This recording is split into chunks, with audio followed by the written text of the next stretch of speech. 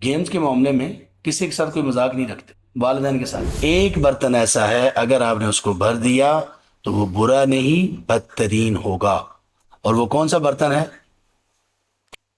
پیٹ شریف۔ والدین کو بھی کہتے ہیں آپ اپنی حد میں رہو، میرے ساتھ الجھنے کی ضرورت نہیں۔ بھائی آپ کا کوئی بندہ سامان چرا لیتا ہے، آپ کو مارتا پیٹتا ہے، اللہ نہ کرے کوئی کسی کو قتل کر دیتا ہے، آپ اس کو بولو نہیں مجھے آپ سے کوئی مسئلہ نہیں ہے، مجھے جو ہے نا وہ جو یہ جرم ہے نا، مار پیٹ کرنا، قتل کر دینا ہے، قتل ہی کر دینا، یہ جو قتل ہے نا لفظ، اس سے مجھے نفرت ہے، مجھے آپ سے کوئی نفرت نہیں۔ کہ جب تم یہ دیکھو کہ کسی مجلس میں اللہ کی آیات کا استہزاء اور کفر کیا جا رہا ہے تو تم وہاں پر نہ بیٹھو، انکم اذا مثلہم، اگر بیٹھے رہے تو تم انہی کی طرح کے شمار ہو۔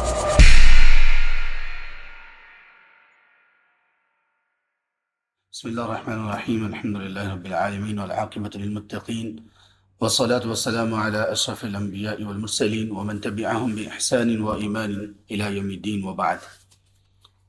آج 15 محرم شروع ہو چکی ہے اور 2 اگست ہے 2023، اور 15 محرم 1445 ہجری۔ آج ہم شروع کریں گے باب الزہد والورع، کتاب الجامع کے باب الزہد والورع کی حدیث ابی ہریرہ رضی اللہ عنہ سے۔ اللہم صلی علی محمد وعلی آل محمد کما صلیت علی ابراہیم وعلی آل ابراہیم انک حمید مجید۔ اللہم بارک علی محمد وعلی آل محمد کما بارکت علی ابراہیم وعلی آل ابراہیم انک حمید مجید۔ وعن ابی ہریرہ رضی اللہ عنہ قال قال رسول اللہ صلی اللہ علیہ وآلہ وصحبہ وسلم۔ سیدنا ابو ہریرہ رضی اللہ عنہ سے یہ حدیث مروی ہے، وہ اس کو روایت کرتے ہیں، نریٹ کرتے ہیں۔ انہوں نے کہا کہ رسول اللہ صلی اللہ علیہ وآلہ وصحبہ وسلم نے فرمایا، من حسن اسلام المرء ترکہ ما لا یعنیہ، من حسن اسلام المرء، آدمی کے اسلام کی خوبصورتی میں سے ایک چیز یہ ہے کہ ترکہ، اس کا چھوڑ دینا، ما، اس چیز کو، لا یعنی ہی، جو اس کے مقصد کی نہیں ہے۔ رواہ ترمذی وقال حسن، اس کو امام ترمذی رحمہ اللہ نے روایت کیا اور کہا کہ یہ حدیث حسن ہے، حسن درجے کی ہے، جو کہ صحیح سے نیچے کا درجہ ہے۔ باب الزہد والورع میں اس حدیث کا باب سے تعلق یہ ہے کہ اس میں اس چیز کو بیان کیا گیا ہے جو زہد پر دلالت کرنے والی ہے، کیونکہ کچھ ایسی چیزیں انسان کی جو انسان کے مقصد کی یا انسان کے مطلب کی تو نہیں ہیں، لیکن ان کے کرنے پر آخرت میں کوئی گناہ نہیں ہے۔ شاید نقصان ہو کچھ دنیا میں، یا بلکہ دنیا میں کوئی فائدہ اسے نہ ہو، یا دنیا میں کوئی نقصان ہو، لیکن آخرت میں کم از کم اس کا کوئی گناہ نہیں ہے، یہ ورع ہے۔ زہد کیا ہے؟ کہ زہد ہے اس چیز کو چھوڑ دینا کہ جس کا آخرت میں کوئی فائدہ نہیں ہے، انسان کا اس چیز کو چھوڑ دینا جو اس کے مقصد کی نہیں، جس سے اس کا مطلب نہیں، تو یہ انسان کے زہد پر بھی یہ چیز دلالت کرتی ہے، اور یہ انسان کے اسلام کی خوبصورتی میں سے ہے، تو اس کا تعلق زہد کے ساتھ زیادہ ہے۔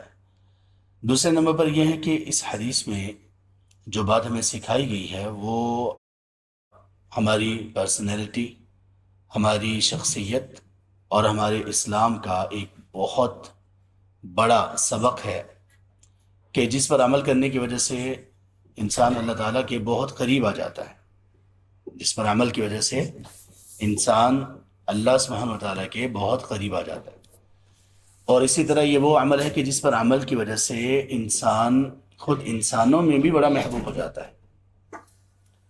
اب اس حدیث کا مطلب کیا ہے؟ مطلب یہ کہ اس میں اسلام کی خوبصورتی کو بیان کیا گیا ہے۔ اسلام کی خوبصورتی سے کیا مراد ہے؟ کیا اسلام میں خوبصورتی کے علاوہ بھی کچھ ہے؟ نہیں، اسلام میں خوبصورتی کے علاوہ کچھ بھی نہیں ہے، اسلام تو خوبصورت ہے، اللہ کا دین ہے، اور وہ چیز جو اللہ تعالیٰ کی پسند ہو وہ کیسے ہو سکتا ہے کہ خوبصورت نہ ہو، اچھی نہ ہو؟ تو اس کا پھر کیا مطلب ہوا کہ آدمی کے اسلام کی خوبی میں سے یہ ہے؟ اس کا کیا مطلب ہوا؟ اس کا مطلب یہ ہے کہ مسلمان آدمی کی خوبی میں سے یہ ہے، جس کے پاس اسلام ہے اس آدمی کی خوبی اس کے اسلام کی، اس کے مسلمان ہونے کی خوبی یہ ہے۔ اسلام تو خوبصورتی ہی خوبصورتی ہے، اسلام تو بہتری ہی بہتری ہے، حسن ہی حسن ہے۔ تو آدمی کے فعل اور آدمی کے مسلمان کے عمل سے اس حدیث کا تعلق ہے کہ اگر کسی شخص نے کوئی بھی ایسا عمل، کوئی بھی ایسا عمل جس کا اس کو فائدہ نہیں، اگرچہ اس کا نقصان بھی نہ ہو، مثال کے طور پہ ایک شخص بیٹھا ہوا ہے کسی کمرے میں، کسی بھی جگہ پر بیٹھا ہوا ہے، خاموش بیٹھا ہوا ہے، کسی کو نہ برا بلا کہہ رہا ہے، نہ کسی کی غیبت، نہ چغلی، کچھ بھی نہیں کر رہا، یہاں تک کہ اس کے ہونٹ بھی حرکت نہیں کر رہے، دل میں بھی کچھ نہیں ہے، بس آرام سے بیٹھا ہوا، تو یہ شخص گناہ نہیں کر رہا، لیکن یہ شخص اذکار بھی نہیں کر رہا، تدبر بھی نہیں کر رہا، کچھ سوچ بھی نہیں رہا، تو اس کا مطلب یہ ہے کہ کچھ وقت اس کا اچھا نہیں گزر رہا، پروڈکٹیو ٹائم نہیں گزار رہا، یہ پروڈکٹیو ٹائم نہیں گزار رہا۔ تو اب اس کے اسلام کی خوبصورتی میں سے کیا ہوگا؟ اس کے عمل، اس کے اسلام اور اس کے اسلام پر عمل کو خوبصورت کون سی چیز بنائے گی کہ وہ ایسی چیز کو چھوڑ دے جو چیز اس کے فائدے کی نہیں ہے، اس کے مقصد کی نہیں ہے۔ اس میں وہ تمام چیزیں آ جاتی ہیں جو انسان لا یعنی طور پر کرتا ہے، جس سے انسان کو کوئی فائدہ نہیں پہنچتا۔ اس میں انسان کی کبھی کھیل کود بھی آ جاتی ہے، ماں سوائے ان فزیکل گیمز کے جن کے پیچھے مقصد انسان کا یہ ہو کہ جسم اگر صحت مند توانا ہوگا تو اللہ تعالیٰ کی اسی طرح سے عبادت میں پیش ہوگا، اللہ کی بہترین طریقے سے عبادت کی جا سکے۔ جو اس وجہ سے کوئی فزیکل فٹنس کے لیے کچھ کرتا ہے اور اس میں دیگر کوئی شرعی قباحت نہ ہو، اس میں کوئی ایسی چیز نہیں ہے کہ جس میں گناہ ہو، کوئی وقت کا ضیاع نہیں ہے، کوئی اس کے اوپر جو ذمہ داریاں ہیں، جو فرائض اس پر عائد ہوتے ہیں، لاگو ہوتے ہیں، وہ ان میں کمی نہیں کر رہا، کوئی حرام بھی اس میں انوالو نہیں ہے، تو پھر ایسی کوئی بھی فزیکل گیم کھیلی جا سکتی ہے۔ لیکن ایک آدمی ہے وہ موبائل پہ ہی گیم کھیل رہا ہے، اب موبائل پہ گیم کھیلنا ایک تو اس کے لیے لا یعنی ہے، دوسرا اس میں کئی طرح کے گناہ بھی انوالو ہیں۔ اس کا کثرت سے استعمال، موبائل کا اسکرین کا کثرت سے استعمال اس کی آنکھوں کی خرابی ہے، اسی طرح اس کے وقت کا ضیاع ہے، اسی طرح سے اس میں کم ہی ایسی گیمز ہوں گی جن میں میوزک نہ ہو، میوزک ہے تو اس کا شرعی طور پر گناہ ہے، صریح گناہ ہے، اور اگر وہ گیمز کے دوران گیم ایسے وقت میں کھیل رہا ہے کہ جس وقت میں اس کے اوپر کچھ ذمہ داریاں عائد ہیں، اسے وقت دینا چاہیے اپنے گھر والوں کو، اپنے اہل و عیال کو، اپنے والدین کو، یا اس کے والدین یا کوئی اور اس کو کچھ کام کہہ رہے ہیں جس کو کرنا اس کے لیے ضروری ہو، اس کے فرائض میں شامل ہو، تو وہ یہ سب کچھ نہیں کر رہا۔ اور عموماً ایسا ہی ہوتا ہے، جن بچوں کو یہ گیمز کی عادت پڑی ہوتی ہے وہ گیمز کے معاملے میں کسی کے ساتھ کوئی مذاق نہیں رکھتے، والدین کے ساتھ، والدین کو بھی کہتے ہیں آپ اپنی حد میں رہو، میرے ساتھ الجھنے کی ضرورت نہیں ہے جب میں گیم کھیل رہا ہوں۔ تو بچوں میں اتنی زیادہ ایک سختی اور اتنی زیادہ اس کا ایک تعلق بن جاتا ہے ان کے ساتھ، اور یہ ساری چیزیں نقصان ہی نقصان کی چیزیں۔ اچھا، کچھ ایسی ہی گیمز ہیں جیسے ورڈ گیمز ہیں، جیسے نام تو ان کا گیمز ہی ہے لیکن وہ بہت اچھی گیمز ہیں، جیسے الفاظ کو تلاش کرنا، اور اس میں اسلامی گیمز بھی ہیں، لیکن مسئلہ یہ کہ کیا وہ موبائل کے علاوہ کھیلی جا سکتی ہیں؟ جی کھیلی جا سکتی ہیں، اگر کھیلی جا سکتی ہیں تو بہت اچھی بات ہے، اگر موبائل پر بھی کھیلی جائیں تب بھی کوئی حرج کی بات نہیں ہے۔ مطلب یہ ہے کہ اس حدیث میں جو بات بیان کی گئی ہے، اس حدیث میں بیان کردہ بات میں انسان کا فرائض، محرمات، ان کی پابندی، کیا جائز ہے کیا ناجائز ہے، اس سے اوپر کی بات اس حدیث میں بیان کی گئی ہے۔ یعنی یہ انسان کی پرسنالٹی ڈیولپمنٹ میں، امپروومنٹ میں یہ ایک بہت بلند چیز ہے کہ کیا ترکہ ما لا یعنی، جس میں حرمت ہے، جس میں نقصان ہے، جس میں گناہ ہے، جو ناجائز ہے، اس کو تو چھوڑنا ہی چھوڑنا ہے، لازم ہے۔ ایک ایسی چیز کہ جس میں ایسا کچھ بھی نہیں ہے، صرف یہ ہے کہ وہ بندے کے مقصد کی نہیں ہے اور بندے کے فائدے کی نہیں ہے، اس میں کوئی فائدہ نہیں ہو رہا، نہ دنیا کا نہ آخرت کا۔ اس کو ہی کچھ اہل علم نے لغو کی تفسیر میں بیان کیا ہے، وہ جو کہا گیا نا کہ وہ مومن جو فلاح پانے والے ہیں، قد افلح المؤمنون الذین هم فی صلاتهم خاشعون والذین هم عن اللغو معرضون، وہ مومن کے جو لغو سے، فضول چیزوں سے، بیکار چیزوں سے اعراض کرنے والے ہیں، بچنے والے ہیں۔ تو فضول چیز کیا ہے؟ جس کا نہ دنیا میں کوئی فائدہ ہو نہ آخرت میں کوئی فائدہ، یہ کامیاب مومن ہے، کامیاب مومن۔ یہ نا ذرا تھوڑی سی بلند درجے کی باتیں ہیں، ہمارے ذہنوں میں بہت ساری چیزیں آ رہی ہوں گی، ممکن ہے ایک یہ آ رہی ہوگی کہ یار اسلام میں اتنی سختی تو نہیں ہے۔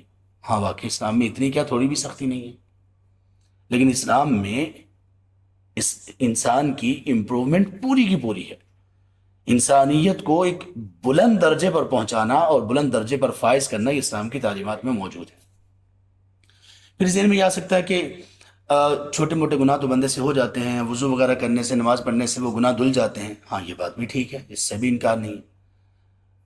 اگر ایسا ہو کہ وہ ایسی غلطی کوتاہی، لغو کیا، ایسی کوئی چیز ہوگی جو گناہ ہے، لغو ہی نہیں گناہ ہے، تو اگر وہ چھوٹے گناہ ہیں تو انشاءاللہ وضو سے، اذکار سے، صدقہ خیرات سے، نماز سے وہ دھل جاتے ہیں۔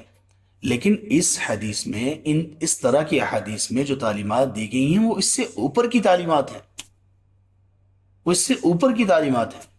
ایک آدمی نے فرائض کو پورا کرنا شروع کر دیا، ایک آدمی نے محرمات سے بچنا شروع کر دیا، یہاں تک وہ پہنچ گیا، کیا اب اس کی مزید امپروومنٹ نہیں ہے، اس کو ملے گی اسلام میں؟ بس یہاں پہ ختم نہیں، آپ کو ایک کے بعد دوسرا مقام، اس سے بلند، اس کے بعد اور اس سے بلند مقام، اسلام آپ کو اس طرح سے گائیڈ کرتا ہے۔ اللہ، اس لیے کہا قد افلح المؤمنون الذین هم فی صلاتهم خاشعون، یہ تو فرض ہے، الذین هم فی صلاتهم خاشعون، نماز میں خشوع فرض ہے، والذین هم عن اللغو معرضون، یہ ان کی اعلیٰ کوالٹی اور اعلیٰ پرسنالٹی کی بات ہے کہ لغو سے بھی اعراض کرتے ہیں۔ فرض کے ساتھ اس چیز کو ذکر کیا گیا جو کہ اس طرح سے فرض نہیں ہے، وہ کہ جس میں کوئی نقصان گناہ نہیں ہے، بس یہ ہے کہ فائدہ نہیں ہے۔ ایک طرف فرض کو ساتھ ساتھ قد افلح المؤمنون الذین هم فی صلاتهم خاشعون، یہ تو فرض ہو گیا، والذین هم عن اللغو معرضون، یہ کیا ہے؟ یہی بات اس حدیث میں بیان ہوئی کہ آپ اپنی شخصیت کو بہتر سے بہتر کرتے جاؤ، بہتر سے بہتر کرتے جاؤ۔ ہم جب دنیا کے اعتبار سے ایسا کرتے ہیں کہ اگر کوئی تجارت کریں، اس میں اگر ہمیں اچھا پروفٹ ہو رہا ہو، منافع ہو رہا ہو، تو ہم آگے بڑھنے کی کوشش کرتے ہیں۔ اپنے جسم و جان کے اعتبار سے کچھ اگر ہم ایسا استعمال کر رہے ہوں، کوئی ایسی خوراک جو بہتر ہو، تو ہم اس میں بھی آگے بڑھنے کی کوشش کرتے ہیں۔ ہمارے جسمانی خوبصورتی کے اعتبار سے اگر ہم کچھ ایسا استعمال کر رہے ہیں، ہماری بہنیں کچھ ایسا استعمال کر رہی ہیں، کریم وغیرہ کچھ جو بھی چیزیں اپنی خوبصورتی کے لیے، اگر وہ افیکٹو ہیں، اگر وہ مفید ہیں، بینیفیشل ہیں، ان کو دیکھ کر فائدہ ہو رہا ہے، تو وہ اس سے زیادہ بہتر کرنے کی کوشش کرتی ہیں۔ تو اسلام میں ایسا کیوں نہیں؟ اسلام یہ سکھاتا ہے کہ ہر درجے کے بعد ایک اس سے بلند درجہ آپ کے پاس موجود ہے، اسلام کی تعلیمات میں۔ اس لیے کہا ترکہ ما لا یعنی۔ اور اس کے ایک اور حدیث صحیح بخاری میں ہم نے وہ پڑھ رکھی ہے، آپ صلی اللہ علیہ وسلم نے فرمایا من کان یؤمن باللہ والیوم الآخر فلیقل خیرا او لیصمت، جو شخص اللہ اور آخرت کے دن پر ایمان رکھتا ہے، اگر اس نے بات کرنی ہے تو اچھی بات کرے ورنہ خاموش رہے۔ تو اہل علم نے یہ لکھا کہ یہ دونوں احادیث کو اگر آپس میں ملا لیا جائے تو اس میں انسان کے اقوال اور افعال دونوں کا ایک ضابطہ، ایک پرنسپل اور پوری رولنگ ہے کہ ایک مومن کے ورڈز اور ایکشنز کیسے ہونے چاہیے۔ فَلْيَقُلْ خَيْرًا، یہ پورے ایک مومن کے، ایک مسلم کے ورڈز کو بہتر بنانے والی چیز ہے، اور یہ ترکہ ما لا یعنی، اس کے تمام ایکشنز کو بہتر بنانے والی چیز۔ تو سبحان اللہ، اس حدیث میں یہ بات ہے کہ جو چیز آپ کے مقصد کی نہیں ہے نا، آپ اس کو چھوڑ دیں۔ مقصد کی چیز میں نہ ہونا کہ یہ بھی ہے فضول سوالات، اس چیز پر غور کرو، اس چیز کو دیکھو، پھر اس چیز کو دیکھو، اس چیز کے بارے میں جاننے کی کوشش کرو، آپ کا اس میں کام ہی نہیں ہے، کبھی کام پڑ بھی نہیں سکتا۔ ہاں اگر ایسی چیزوں کے بارے میں اگر ہم جاننے کی کوشش کریں جن میں ہمیں معلوم ہے کہ ہمیں نصیحت ہوگی، ہمیں ہمارا ایمان بڑھے گا، پھر تو ٹھیک ہے۔ جیسے کوئی بندہ کہتا ہے کہ مجھے نا سمندر کی لائفز اور سمندر کے احوال جاننے کا شوق ہے۔ اللہ تعالیٰ نے سمندر کے بارے میں بہت ساری باتیں بیان کی ہیں۔ چلیں، اگر اس کے پاس وقت ہے تو وہ اس طرح کی چیزوں میں وہ آگے اگر بڑھ رہا ہے تو انشاءاللہ اس کا فائدہ ہوگا۔ لیکن اگر اس نے کتاب و سنت کا علم اس کے پاس نہیں ہے، اس کو شوق نہیں ہے، اور وہ کسی طلب علم کے سفر کو چھوڑ کر یا اس پر وقت کو چھوڑ کر ایسی کسی چیز کو جوائن کرتا ہے، تو اس میں اگر کمپیریزن کیا جائے تو اس کو فائدہ ہوگا تو صحیح، لیکن کم ہوگا۔ اور ممکن ہے کہ اس نے وہ چیزیں بھی نہ سیکھی ہیں جو ابھی اس پر فرض ہیں، جو چیزیں سیکھنا اس پر فرض ہیں۔ اس کی ایک مثال میں دیتا ہوں، جیسے کم از کم جو چیز ہم پر فرض ہے نا، اس میں ایک چیز، ساری نہیں بتا رہا ہوں، ایک چیز بتا رہا ہوں جو ہر مسلمان پر لازم ہے، وہ ہے نماز کے کلمات، نماز میں پڑھے جانے والے الفاظ اور کلمات کا معنی اور مفہوم سیکھنا۔ ہمیں پتہ ہوگا ہم نماز میں کیا پڑھ رہے ہیں، اور میں یہ پہلے بھی بتا چکا ہوں، ابھی دوبارہ آپ لوگوں کو بتاتا ہوں کہ اہل علم نے اس کو کیسے فرض قرار دیا۔ کچھ اہل علم نے استدلال اس سے کیا ہے، سورۃ النساء کی آیت نمبر 43، اس سے استدلال کیا ہے۔ اور استدلال کیا ہے اس میں؟ اصل میں یہ وہ آیت ہے جو کہ نازل کی گئی شراب کی حرمت کے سلسلے میں دوسرا یہ حکم تھا، اور اس میں یہ تھا کہ یا ایھا الذین آمنوا لا تقربوا الصلاۃ وانتم سکارى، کہ اے ایمان والو جب تم نشے کی حالت میں ہو تو نماز کے قریب نہ جاؤ۔ ابھی شراب پوری طرح سے حرام نہیں ہوئی تھی، یہ تھا کہ شراب کا اگر نشہ ہے تو نشے کی حالت میں نماز کے قریب نہ جاؤ، اور اس کا مقصد یہ تھا کہ مسلمان مغرب عشاء کے درمیان شراب نہ پئیں، عصر مغرب کے درمیان شراب نہ پئیں، اور اسی طرح سے عشاء اور فجر کے درمیان شراب نہ پئیں۔ کیوں؟ اس لیے کہ ممکن ہے کہ کسی کا نشہ اتنی دیر میں نہ اترے اور اگلی نماز کا وقت ہو جائے، تو اس طرح سے آرام سے اس چیز سے روکا گیا، جو ان کی جسم کا ایک حصہ بن چکی تھی، جو چیز پانی کی طرح جو چیز پی جاتی۔ اب اس سے استدلال کیسے کیا گیا کہ جو نماز میں تم نماز کے جو معنی، نماز کے جو کلمات ہیں ان کا معنی اور مفہوم جاننا یہ ہر مسلمان پر لازم اور فرض ہے۔ کیسے استدلال کیا؟ استدلال اس سے کیا کہ اللہ تعالیٰ نے فرمایا یا ایھا الذین آمنوا لا تقربوا الصلاۃ وانتم سکارى، اے ایمان والو تم نماز کے قریب نہ جاؤ جبکہ تم نشے کی حالت میں ہو، حتی تعلموا ما تقولون، یہاں تک کہ تم جان لو کہ تم کیا کہہ رہے ہو۔ نشے کی حالت میں نماز کے قریب جانے سے کیوں روکا گیا؟ کہ نماز کی روح ہی اس میں نہیں پائی جائے گی، نماز کا مقصد ہی فوت ہو جائے گا۔ نماز کا مقصد کیا ہے؟ کہ نماز اللہ کے ساتھ سرگوشی ہے، بندے اور اللہ کے درمیان چپکے بات چیت ہے۔ تو اگر بندے کو پتہ ہی نہیں ہے کہ میں اللہ تعالیٰ سے کیا کہہ رہا ہوں، نشے کی حالت میں ہے، اس کو پتہ ہی نہیں میں کیا کہہ رہا ہوں، تو نماز کا مقصد فوت ہو گیا۔ اب ہمارا کیا معاملہ ہے؟ ہم نشے میں نہیں ہوتے لیکن نماز میں کیا پڑھ رہے ہیں یہ بھی پتہ نہیں ہوتا، مقصد سے پھر محروم۔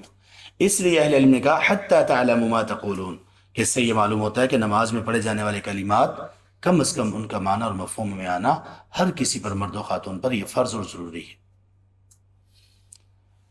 تو یہ نماز کے بعد پھر انسان کا ان چیزوں کو چھوڑ دینا، یعنی اس سے آگے جب بڑھتا ہے تو ان چیزوں کو چھوڑ دینا جو اس کے مقصد کی نہیں ہے، یہ اس کے اسلام کا حسن ہے۔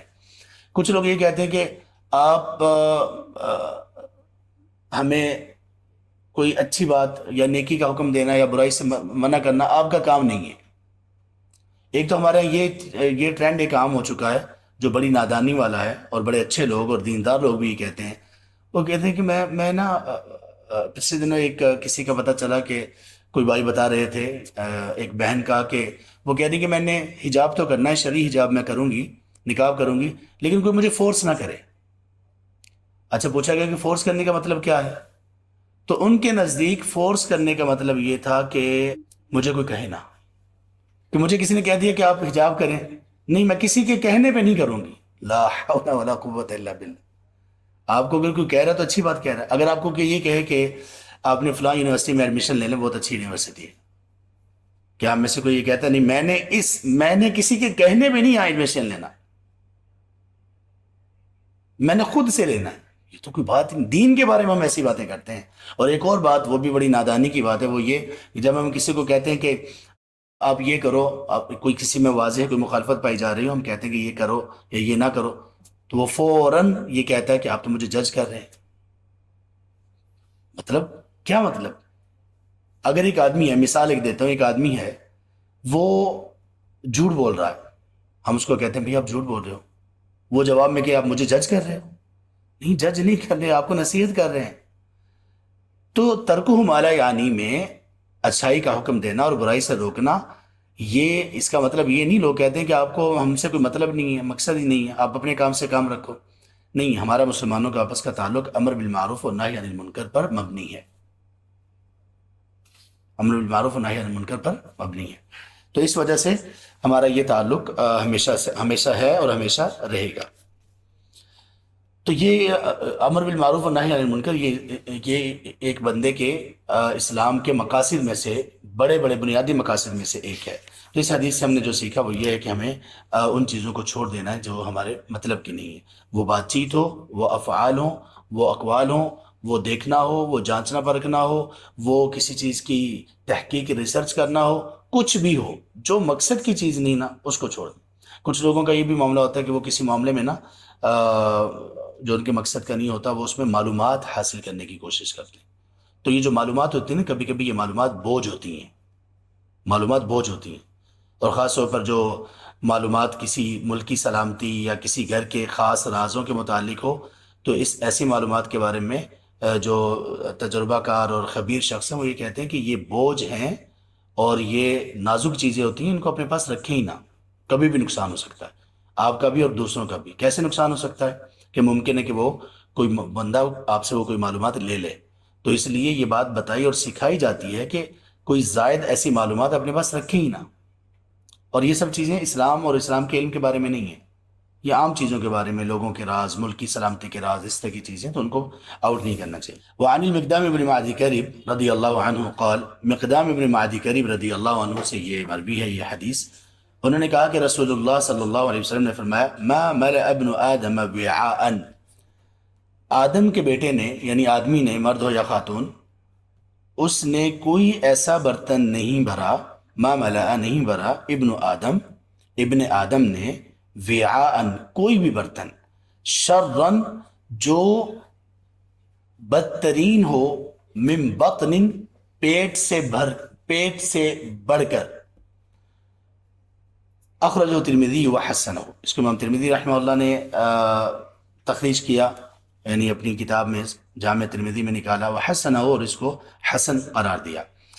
اس حدیث کا باب سے تعلق، باب الزہد والورع سے تعلق کیا ہے؟ اس کا تعلق ہے ورع کے ساتھ، اس لیے کہ یہ وہ چیز اس میں بیان کی گئی ہے جو کہ انسان کو نقصان دینے والی ہے.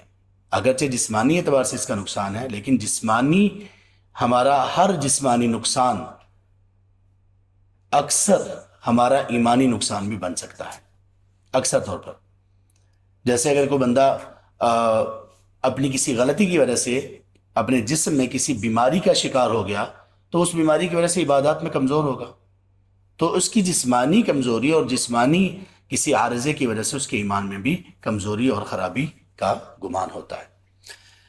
اس حدیث میں کیا بیان کیا گیا؟ سبحان اللہ، اسلام کی خوبصورتی دیکھیے آپ، اللہ کے رسول صلی اللہ علیہ وسلم کی باتیں اور آپ صلی اللہ علیہ وسلم کی یہ تربیت دیکھیے. آپ کو اس سے پتہ چلے گا کہ مسلم معاشرہ، اس میں جو چلتے پھرتے لوگ ہیں وہ کیسے دکھائی دینے چاہیے، وہ کیسے دکھائی دینے چاہیے، کیسے بلا دکھائی دینے چاہیے اس حدیث کے مطابق؟ ایسے کہ ان کے پیٹ نہ نکلے. یہ مومن کے شان کے خلاف ہے، ماں سوائے اس کے کہ عمر کے ایک تقاضے کے بعد کسی کا پیٹ تھوڑا سا نکل آئے، موٹاپا سا آ جائے، یا کسی بیماری کی وجہ سے آ جائے، یہ اور بات ہے. اگر یہ دونوں چیزیں نہیں ہیں، واللہ کسی مومن کے لائق نہیں ہے کہ اس کا پیٹ نکلا ہوا ہو اور وہ موٹاپے کا شکار ہو. اگر بیماری بھی نہیں ہے اور عمر بھی ایسی نہیں ہے تو پھر پیٹ کیوں نکلے گا، موٹاپا کیوں آئے گا؟ کھانے پینے میں اسلام کی تعلیمات کو فالو نہ کرنے کی وجہ سے. کچھ لوگ کہتے ہیں کہ آپ ہر جگہ پہ اسلام کی بات کیوں کرتے ہو؟ کچھ سیکولر قسم کے لوگ اور جو اسلام کی باتوں سے بڑے تنگ ہوتے ہیں. حالانکہ اگر وہ اپنی زندگی میں کوئی چیز جس کو وہ امپورٹنس دیتے ہیں تو وہ ہر جگہ پر اس کی بات ضرور کریں گے. اگر کوئی بندہ کرکٹ کا شوقین ہے تو وہ ہر جگہ پر اس کی بات ضرور کرے گا. تو کوئی بندہ یہ نہیں کہے گا کہ آپ ہر جگہ پر کرکٹ کی بات کیوں کرتے ہو. اسلام کی، ایمان کی کوئی بات کرے تو وہ کہتے ہیں کہ آپ ہر جگہ پر اسلام کو لے آتے ہو. ہاں ہم دل و جان سے، پوری بصیرت سے، پورے شرح صدر سے، پورے شوق سے اسلام کو ہر بات میں، ہر قول میں، ہر فعل میں، ہر زندگی کے موڑ پر لے کے آتے ہیں اور لے کے آتے رہیں گے۔ اس لیے کہ ہمارا تو ایمان یہ ہے کہ اسلام یہ زندگی کے تمام مراحل، تمام پہلوؤں کے لیے، کسی ایک چیز کے لیے تو ہے ہی نہیں۔ یہ کوئی نصارہ کی طرح کا دین تھوڑی ہے کہ بس اتوار کو آپ آؤ اور بس بات ختم۔ ان کی طرح تھوڑی ہے کہ ہمارے چرچ والے لوگ الگ ہوں گے، دینی لوگ، اور دوسرے جو لوگ ہیں وہ الگ ہوں گے، ان پر کچھ اور ذمہ داریاں، ان پر کچھ اور ذمہ داریاں۔ ایسا نہیں ہے، ہر چیز میں اسلام کی تعلیمات موجود ہیں، جسمانی اعتبار سے، روحانی اعتبار سے، ظاہری باطنی اعتبار سے، سیاسی اعتبار سے، سماجی اعتبار سے، معاشی اعتبار سے، معاشرتی اعتبار سے، ہر اعتبار سے اسلام کی تعلیمات موجود ہیں۔ تو ہم کیسے ہو سکتا ہے کہ ہم اسلام کی بات نہ لائیں ہر جگہ پر؟ اور بندہ خدا، اگر آپ کہنے والا، اگر کوئی شخص وہ کلمہ گو ہے، کلمہ پڑھنے والا ہے، بے شک نام کا مسلمان ہو، تو آپ اس کی بات سے متاثر ہونے کی بجائے پہلے اس سے یہ کہو، اللہ کے بندے جان رہے ہو کہ آپ کیا کہہ رہے ہو؟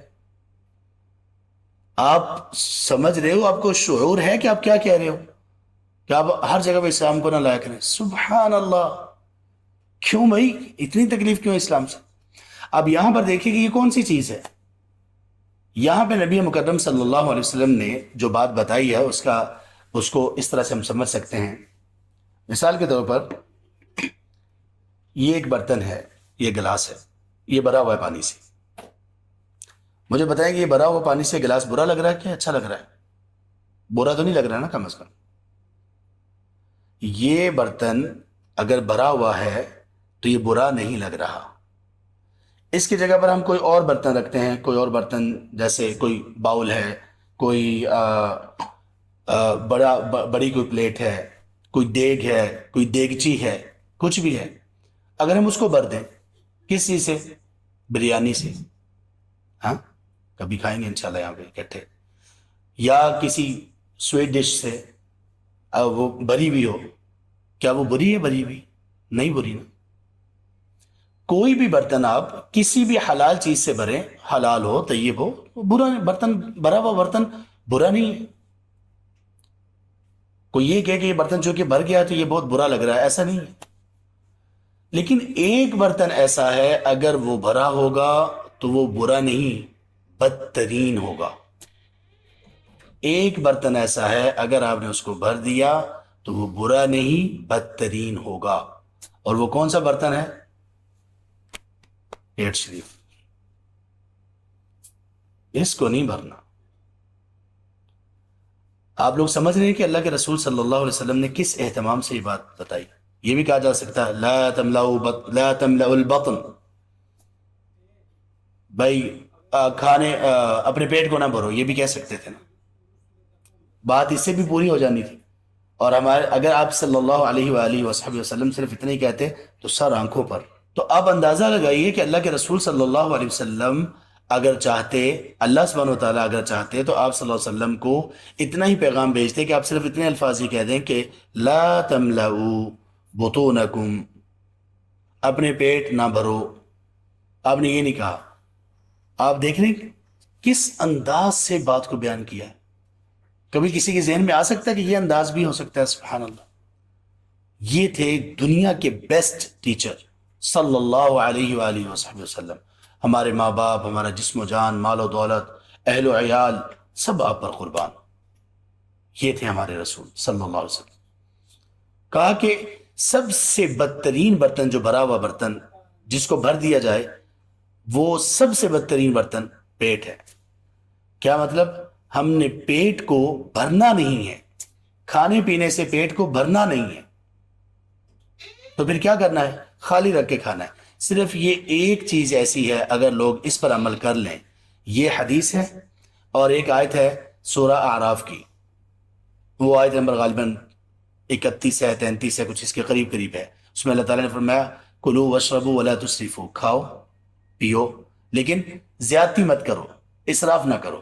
یہ آیت اس کی شرح میں کچھ مفسرین نے ذکر کیا، اس کی تفسیر میں کچھ مفسرین نے ذکر کیا، اور اس حدیث کی شرح میں کچھ شارحین نے ذکر کیا کہ کچھ اطباء نے کہا اگر لوگ صرف اس ایک بات پر عمل کر لیں تو حکیموں کی، طبیبوں کی اور ڈاکٹرز کی دکانیں بند ہو جائیں۔ صرف اس ایک بات پر عمل کر لیں، کلو واشربو ولا تسرفو، اور یہ ما ملأ ابن آدم وعاء شر من بطن، کہ پیٹ بھر کر کھانا نہیں کھانا، کھانا کھاؤ جو مرضی کھاؤ، جتنی دفعہ مرضی کھاؤ، لیکن پیٹ بھر کر نہیں کھانا۔ اب جتنی دفعہ مرضی کھاؤ اس کا مطلب یہ نہیں کہ اس میں گیپ بہت تھوڑا ہو، گیپ بہت تھوڑا ہوگا تو پیٹ پھر بھر جائے گا۔ اطباء یہ کہتے ہیں جو اس سے وابستہ ہیں، انسان کی غذائی ضروریات سے متعلق جو بات کرتے ہیں، وہ کہتے ہیں کہ ہر دو کھانے کے درمیان میں 6 گھنٹے کا فرق ہونا چاہیے، 6 گھنٹے کا وقفہ ہونا چاہیے، اس میں پوری طرح سے کھانا انسان کے جسم کا قریب قریب حصہ بن جاتا ہے یا ہضم ہو جاتا ہے، اس کے بعد پھر انسان کچھ کھا لے۔ اب کوئی شخص دن میں 3 مرتبہ کھانا چاہتا ہے، 2 مرتبہ کھانا چاہتا ہے، کوئی بات نہیں، لیکن بھوک رکھ کر کھائے، یعنی پیٹ کو تھوڑا خالی چھوڑنا ہے۔ وہ جو تھوڑا خالی چھوڑنا ہے اس کو نبی صلی اللہ علیہ وسلم نے اسی حدیث میں، جو پوری حدیث ہے، آپ نے فرمایا اگر کسی نے کھانا ہی کھانا ہے، ضروری کھانا، زیادہ کھانا چاہتا ہے تو پھر وہ 3 حصے کرے، ایک کھانے کے لیے، ایک پینے کے لیے اور ایک سانس کے لیے۔ اور سانس کے لیے کا مطلب ہے کہ وہ خالی ہو، پیٹ بھرا ہو تو سانس آدمی کو لیا جاتا ہے کہ نہیں لیا جاتا؟ جو پیٹ بھر کر کھانے والے وہ کہتے ہیں کہ جو اللہ نے سانسیں لکھی ہیں نا، جتنا مرضی پیٹ بھر لو وہ آ کے رہنی ہے۔ استدلال تو ان کا بھی ٹھیک ہے، بات تو بڑی پتہ کی انہوں نے۔ ہاں لیکن وہ جو سانسیں ہیں نا، اس طرح کی سانسیں اللہ نہیں چاہتے کہ تم اس طرح کی سانسیں لو۔ سانس تو آئے گی لیکن اللہ نہیں چاہتے کہ اس طرح کی سانسیں لو۔ اور یہ ایک محاورے کے طور پر بھی بیان کیا جاتا ہے، آدمی کہتا ہے نا یار میں نے اتنا کھایا کہ اب تو سانس ہی نہیں نکل رہا، تو یہ سانس کے لیے جگہ چھوڑنے کا مطلب یہ ہے کہ تم لوگ پیٹ کو اتنا خالی رکھو، یعنی پیٹ کو بھرنا نہیں ہے، اگر بھرو گے تو یہ بدترین برتن ہے۔ یہ برتن اچھا کیسے ہوگا کہ اس کو اگر بھرنا چاہتے ہو تو بھرو بھرو بھرو بھرو، 3 حصے اس کے بناؤ، 2 حصے بھر جائیں، 1 حصہ خالی چھوڑ دو، تو یہ برتن بڑا صاف شفاف رہے گا، اور یہ برتن صاف شفاف رہے گا تو پورا جسم انشاءاللہ بہت اچھا رہے گا۔ تو اس حدیث میں یہ بات اللہ کے رسول صلی اللہ علیہ وسلم نے ہمیں سکھائی ہے، اور اس سے یہ پتہ چلا کہ کیسے سبحان اللہ اسلام کی تعلیمات پوری انسانیت کے لیے مفید ہیں۔ اب یہ جو بات ہے یہ صرف مسلمانوں کے لیے تو نہیں ہے، جو بھی اس پر عمل کرے گا وہ ہمیشہ اس میں بہت ساری خیر ہی پائے گا۔ وعن انس بن مالک رضی اللہ عنہ قال قال رسول اللہ صلی اللہ علیہ وسلم، انس بن مالک رضی اللہ عنہ کہتے ہیں کہ رسول اللہ صلی اللہ علیہ وآلہ وصحبہ وسلم نے ارشاد فرمایا، کل بنی آدم خطاء، آدم کی تمام اولاد، مرد و خواتین، سب چھوٹے بڑے، علماء، وہ لوگ جو پڑھے لکھے نہیں ہیں، ان پڑھ، سب لوگ بڑے خطا کار ہیں۔ بڑے خطا کار کا کیا مطلب؟ بار بار ان سے خطا ہو جاتی ہے، غلطی سب سے ہو جاتی ہے۔ اس میں تو سارے برابر ہو گئے، اس میں تو سارے برابر ہو گئے، تمام کے تمام انسان برابر ہو گئے۔ انبیاء علیہ السلام کو اللہ تعالیٰ نے معصوم رکھا ہے، ان سے کبھی کوئی ایسی چیز سرزد ہوئی جو ان کے مقام نبوت کے مناسب نہیں تھی، اللہ تعالیٰ نے فوراً اس کی اصلاح کر دی۔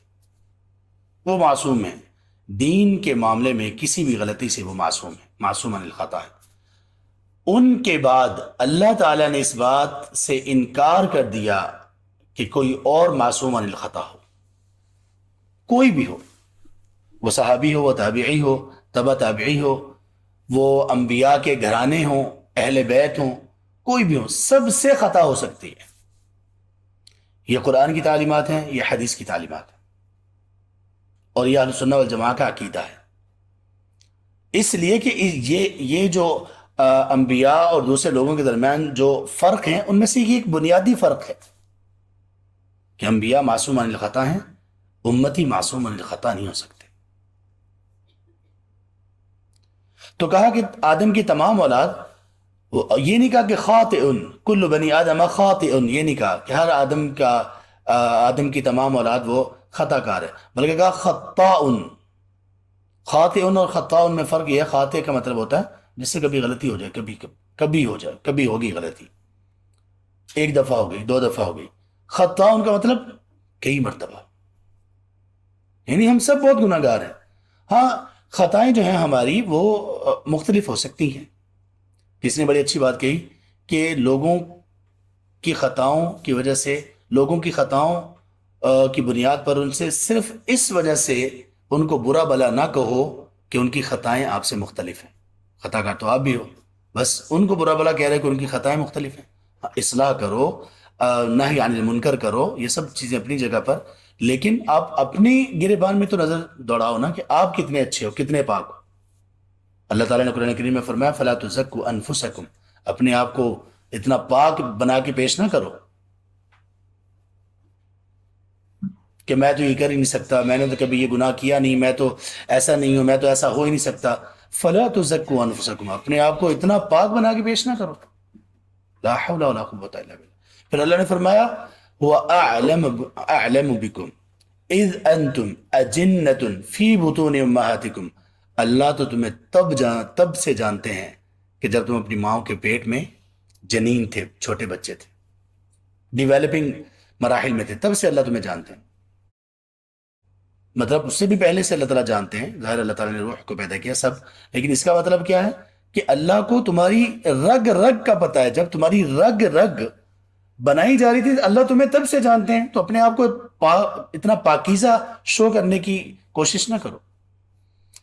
تو کہا کہ آدم کی تمام اولاد خطا کار تو ہے۔ اب اس بات کو بیان کرنے کی وجہ سے ہمیں کیا ہونا چاہیے کہ ہر خطا کار کے لیے ایک سافٹ کارنر ہمارے دل میں ہونا چاہیے، ہر خطا کار کے لیے۔ ہاں، اس خطا کار اور اس کی خطا دونوں سے نفرت ہونا یہ ایمان کا ایک حصہ ہے۔ لوگ کہتے ہیں نا نہیں آپ جرم سے نفرت کرو، مجرم سے نہیں، جتنی یہ فضول بات ہے کوئی بھی نہیں ہے۔ جرم الگ کوئی ہے، اس کی کوئی وجود ہے؟ جھوٹ لکھا ہوا ہے، جھوٹ مثال کے طور پہ میں لکھ دیتا ہوں جھوٹ، اب میں اس سے نفرت کروں، یہ جرم ہے نا، میں اس سے نفرت کروں۔ ڈاکہ زنی لکھ دیا، نہیں جی مجھے ڈاکو سے نفرت نہیں ہے، ڈاکہ زنی سے نفرت ہے۔ بھائی آپ کا کوئی بندہ سامان چرا لیتا ہے، آپ کو مارتا پیٹتا ہے، اللہ نہ کرے کوئی کسی کو قتل کر دیتا ہے، آپ اس کو بولو نہیں مجھے آپ سے کوئی مسئلہ نہیں ہے، مجھے جو ہے نا وہ جو یہ جرم ہے نا مار پیٹ کرنا، قتل کر دینا ہے، قتل ہی کر دینا، یہ جو قتل ہے نا لفظ، اس سے مجھے نفرت ہے، مجھے آپ سے کوئی نفرت نہیں۔ کوئی کہتا ہے ایسے؟ اگر ایسی ہی ہو تو عدالتیں بند کر دو بھائی، ایسی ہو تو یہ ساری پڑھائیاں چھوڑ دو، یہ تو ختم ہو گیا، جزا و سزا کا سارا دھڑن تختہ ہو جاتا ہے اس کی وجہ سے کہ مجرم سے نفرت نہیں ہے، جرم سے نفرت ہے۔ جرم اکیلی کوئی چیز ہی نہیں ہے، لیکن اس حدیث میں کیا یہ دونوں الگ الگ چیزیں، سمجھ لیجئے کہ جو بندہ جتنا گناہ گار ہو اس کے لیے ہمارے دل میں ایک سافٹ کارنر ہونا چاہیے کہ ہم نے اس کی اصلاح کرنی ہے، یہ ہماری ذمہ داری۔ لیکن جس طرح نیکی سے ہمیں محبت ہے اور نیکوکاروں سے ہمیں محبت ہے، اللہم انی اسألک حبک و حب من یحبک، اسی طرح ہمیں گناہ سے نفرت ہے، گناہ گاروں سے نفرت ہے۔ اور گناہ سے نفرت کا مطلب یہ ہے کہ جب گناہ گار اس کو کرے گا تو گناہ گار سے بھی ہمیں اس اعتبار سے ایک تھوڑی دوری اس سے ہونی چاہیے۔ اللہ تعالیٰ نے ارشاد فرمایا سورہ النساء میں آیت نمبر 140 میں وَقَدْ نَزَّلَ عَلَيْكُمْ فِي الْكِتَابِ أَنْ إِذَا سَمِعْتُمْ آیات اللہ یکفر بها ویستہزأ بها فلا تقعدوا معهم، کہ جب تم یہ دیکھو کہ کسی مجلس میں اللہ کی آیات کا استہزاء اور کفر کیا جا رہا ہے تو تم وہاں پر نہ بیٹھو، انکم اذا مثلهم، اگر بیٹھے رہے تو تم انہی کی طرح کے شمار ہو۔ کیسے ہو سکتا ہے کہ نہیں جی مجھے مجرم سے نفرت نہیں ہے، گناہ سے نفرت ہے، گناہ گار سے نفرت نہیں، نہیں ایسا نہیں ہے۔ تو یہ یہاں پہ جو ہے نا جب اللہ نے یہ کہا، اللہ کے رسول صلی اللہ علیہ وسلم نے یہ کہا کہ سارے خطا کار ہیں، تو اس کا مطلب کیا ہوا؟ میں بھی خطا کار، تو بھی خطا کار، میں تیری اصلاح کروں تو میری اصلاح کر۔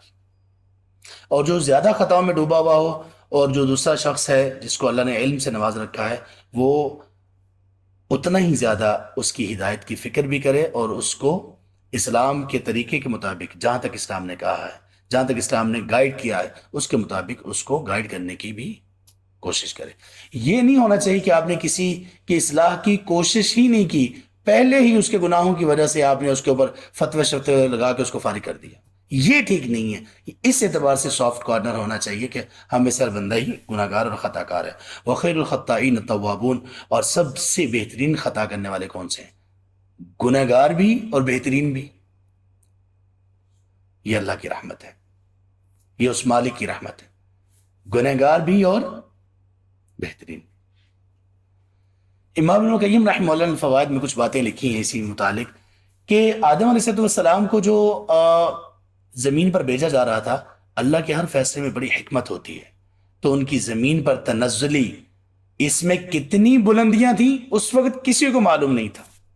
زمین پر ان کا نزول ہو رہا ہے، ایک بلندی سے پستی کی طرف آ رہے ہیں، لیکن اس پستی اور اس نزول کے بعد کتنی بلندیاں ملنے والی ہیں. انی جاعل فی الارض خلیفہ الا ان اولیاء اللہ لا خوف علیہم ولا هم یحزنون. اللہ تعالیٰ آسمان دنیا پر آ کر ہر روز تہجد کے وقت یہ بات کہتے ہیں، کون ہے جو مجھ سے سوال کرے میں اس کو عطا کروں.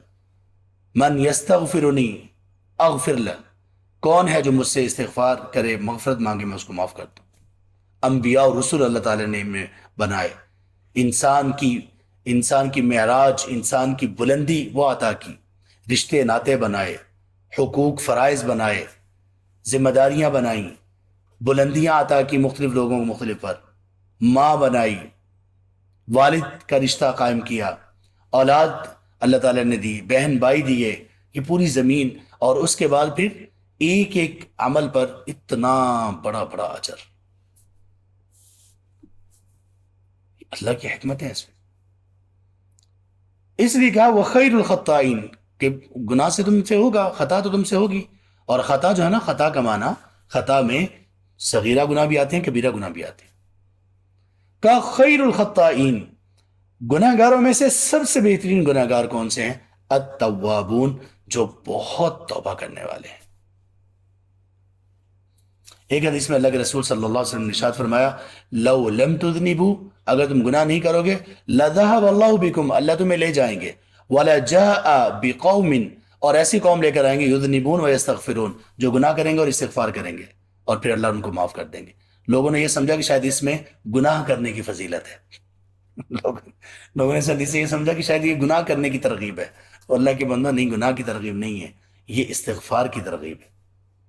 نبی صلی اللہ علیہ وسلم سجدے میں کیا پڑھا کرتے تھے کثرت سے، خاص طور پر اپنی زندگی کے آخری دنوں میں، آخری سالوں میں، جب کہ سورہ النصر نازل ہوئی، فسبح بحمد ربک واستغفر، آپ اس حکم کے مطابق رکوع اور سجدے میں زیادہ پڑھا کرتے تھے، سبحانک اللہم ربنا وبحمدک اللہم اغفر لی.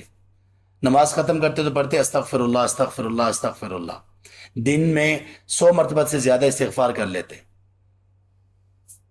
کیوں؟ آپ صلی اللہ علیہ وسلم کا کیا گناہ تھا؟ التوابون، یہ ایک وصف ہے جس کو اللہ تعالیٰ بہت پسند کرتے ہیں. ہم تو سارے ہی سر تپا گناہوں میں، اللہ تعالیٰ ہم پر رحم کرے، گناہوں میں ملوث ہیں. صبح شامیں کتنے فرائض میں کوتاہی ہے، حرام سے بچنے میں کوتاہی ہے، اپنے فرائض، اپنے رشتوں کو نبھانے میں کوتاہی ہے، وقت کے استعمال میں کوتاہی ہے نا سارا کچھ. اس کے باوجود ہماری توبہ کتنی ہے؟ کچھ بھی نہیں. ہم سمجھ رہے ہیں کہ بس ہم بہت پہنچے ہوئے لوگ ہیں، ہم سے گناہ ہو ہی نہیں سکتا. کہا خیر الخطائین توابون، سب سے بہترین گناہ گار وہ ہیں جو بہت توبہ کرنے والے ہیں. توبہ کرنے والے کون ہوتے ہیں؟ توبہ کی شرائط کیا ہیں؟ کس کی توبہ اللہ تعالیٰ کے ہاں قبول ہے اور کس کی توبہ اللہ کے ہاں قبول نہیں؟ کون لوگ ہیں جو تائبون میں اور توابون میں شامل ہیں، اور کون لوگ ہیں جو یہ کہنے کے باوجود کہ اللہ مجھے معاف کر دے، اور توبہ استغفار کرنے کے باوجود وہ اللہ کے ہاں توابون میں شامل ہی نہیں ہیں. یہ ساری باتیں ہم انشاءاللہ کل کریں گے، اور یہ بہت اہم باتیں ہیں. جو بندہ گناہ گار ہے اس کے لیے یہ بہت اہم ہے. جو بندہ گناہ گار نہیں ہے وہ اس کو اسکپ کر سکتا ہے. تو کل انشاءاللہ ہم اس پر بات کریں گے. آج ہمارا وقت ختم ہو چکا ہے.